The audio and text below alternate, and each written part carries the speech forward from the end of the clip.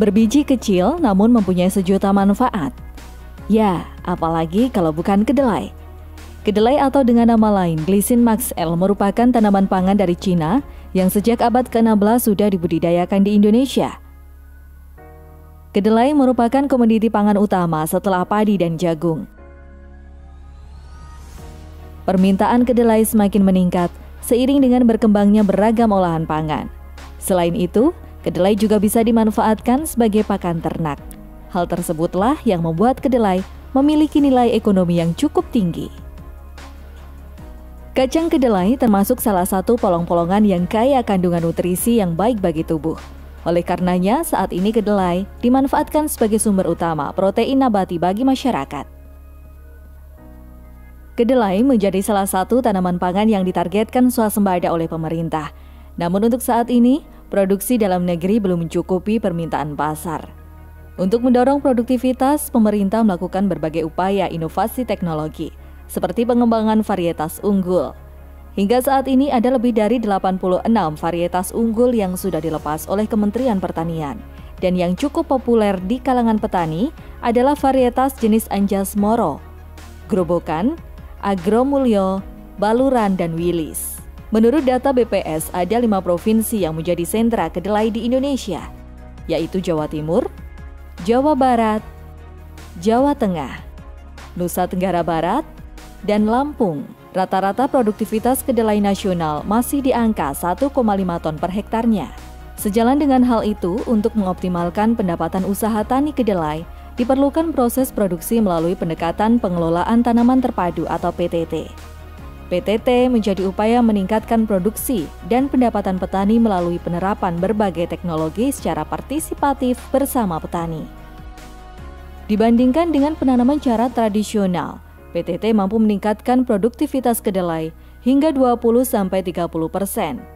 Dan tentunya dari segi ekonomi pendapatan petani juga akan meningkat sekitar 30%. Pengertian PTT itu sendiri adalah pendekatan teknologi secara inovatif dan dinamis dalam upaya untuk meningkatkan produksi dan pendapatan petani melalui penerapan berbagai komponen teknologi secara partisipatif bersama petani. Salah satu daerah yang telah menerapkan budidaya kedelai dengan sistem PTT adalah Grobogan, Jawa Tengah. Terbukti dengan sistem PTT, produktivitas kedelainya mampu melebihi rata-rata produktivitas kedelai nasional.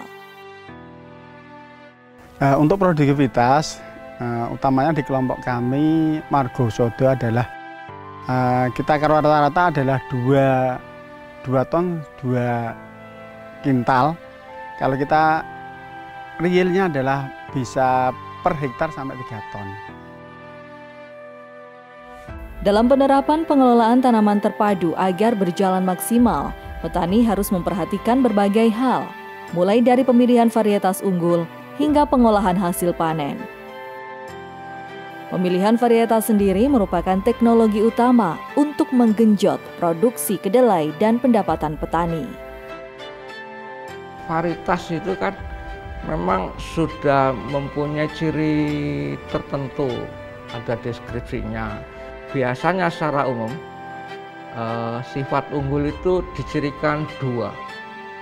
Yang pertama, umurnya lebih pendek karena menyangkut kebutuhan air. Dengan umur yang pendek diharapkan produksinya sama dengan varietas yang sebelumnya, atau produktivitasnya lebih tinggi. Itu secara umum.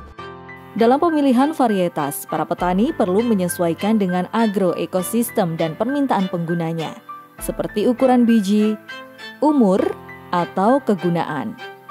Lihat penjelasan ini sebagai panduan penggunaan varietas kedelai.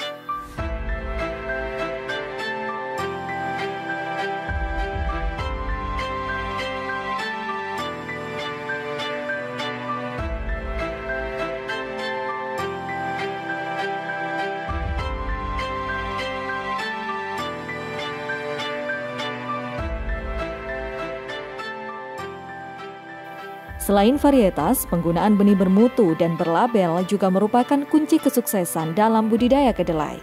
Oleh karena itu, harus memenuhi beberapa syarat.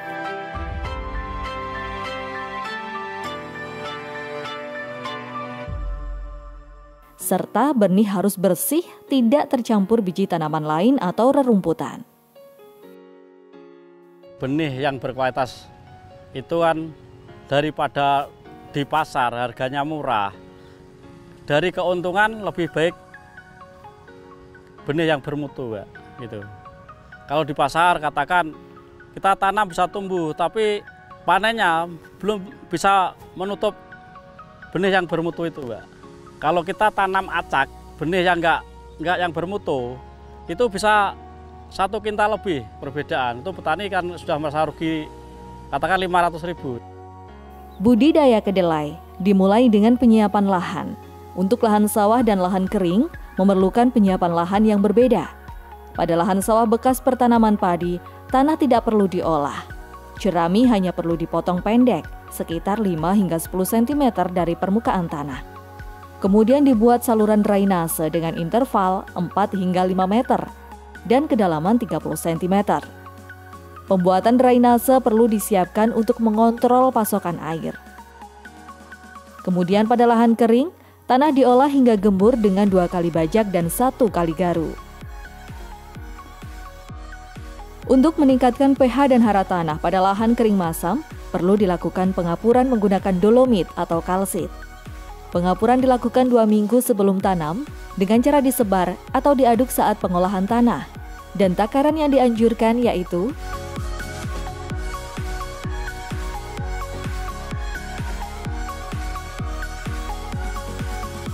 pada penyiapan lahan, gangguan gulma menjadi salah satu masalah dalam budidaya kedelai. Lakukan penyiangan gulma dengan cara dicangkul atau disemprotkan herbisida 1 minggu sebelum tanam. Pada lahan yang baru pertama kali tanam kedelai, sebelum benih ditanam perlu dicampur dengan bibit bakteri Rhizobium. Biji kedelai yang sudah basah dicampur Rhizobium, kemudian dikeringkan dengan cara diangin-anginkan dan harus segera ditanam. Selain penyiapan lahan, pengelolaan terhadap tanaman juga harus diperhatikan. Populasi dan kerapatan tanaman akan tergantung pada varietas, kesuburan lahan, dan musim tanam.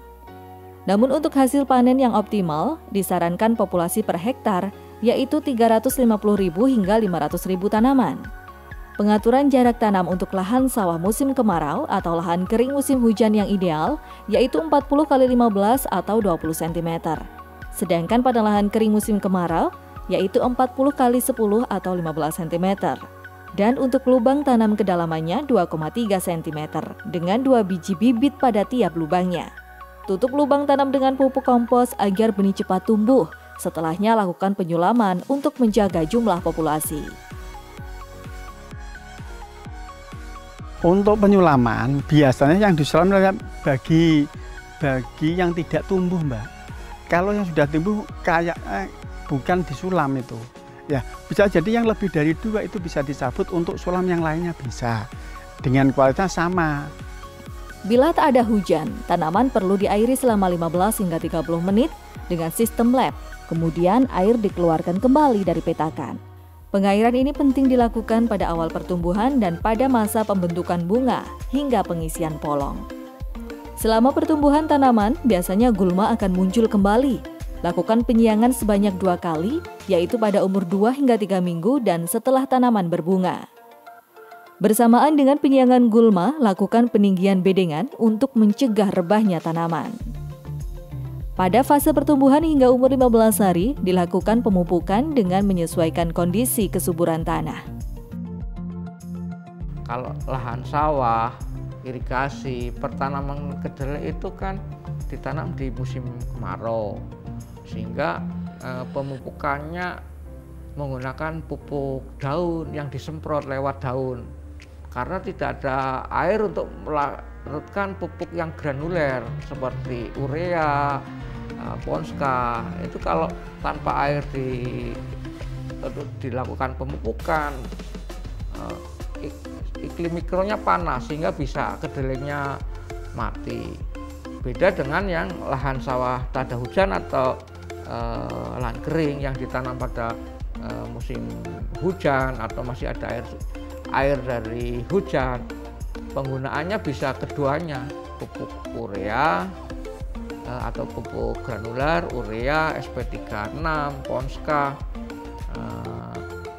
Kira-kira dosis secara umum ya, kalau urea 50 kilo per hektar, SP36-nya 100 kilo per hektar, Ponskanya 150 kilo per hektar. Nah ini aplikasinya biasanya ditabur di antara barisan tanaman. Pemanenan tanaman kedelai dapat dilakukan ketika berumur 75 hingga 100 hari sejak masa tanam, atau ketika daun dan polong kedelai telah menguning dan mulai rontok. Pemanenan dilakukan dengan memotong pangkal batang menggunakan sabit bergerigi dan tidak dianjurkan dicabut bersama akarnya. Berangkasan kedelai hasil panen langsung dikeringkan dengan cara dihampar di bawah sinar matahari dengan ketebalan 25 cm selama 2 hingga 3 hari. Pengeringan dilakukan di atas alas lantai jemur, terpal, tikar, atau anyaman hingga kadar air pada biji mencapai 14%. Berangkasan kedelai yang telah kering sempurna kemudian dirontokkan dengan cara manual, yaitu digebuk atau dengan alat thresher dengan kecepatan tidak lebih 400 putaran per menit. Hal ini untuk menghindari biji yang pecah. Biji-biji yang telah dirontokkan kemudian disortasi dengan ditampi atau menggunakan mesin pembersih winnower atau blower. Biji yang telah bersih kemudian dijemur selama 3 hingga 5 hari tergantung cuaca. Untuk penyiapan pastikan kadar air pada biji berkisar 12%. Kemudian simpan menggunakan karung plastik untuk menghindari penyakit dan hama, serta agar biji tahan lama. Pada biji yang akan dijadikan benih, kadar air berkisar antara 9 hingga 10%. Benih disimpan dalam wadah tertutup atau dikemas menggunakan plastik dengan ketebalan 0,08 mm. Biji kedelai yang sudah dikemas disimpan pada ruangan beralas kayu atau rak. Kedelai adalah tanaman yang layak untuk diusahakan. Dari segi pasar, permintaan terhadap kedelai tentu tak akan pernah sepi. Kedelai sudah menjadi kebutuhan pangan utama rumah tangga, bahkan bahan baku utama industri. Kedelai menjadi salah satu prioritas tanaman pangan swasembada, tentu harus diimbangi dengan kerja keras yang nyata. Teknologi pengolahan tanaman terpadu harus segera diterapkan oleh para petani agar swasembada kedelai tercapai, agar pangan Indonesia berdikari. Cita-cita Indonesia untuk swasembada kedelai bukan tak mungkin lagi untuk dicapai. Dengan pendekatan pengolahan tanaman terpadu, diharapkan bisa menjadi solusi minimnya produksi kedelai dalam negeri.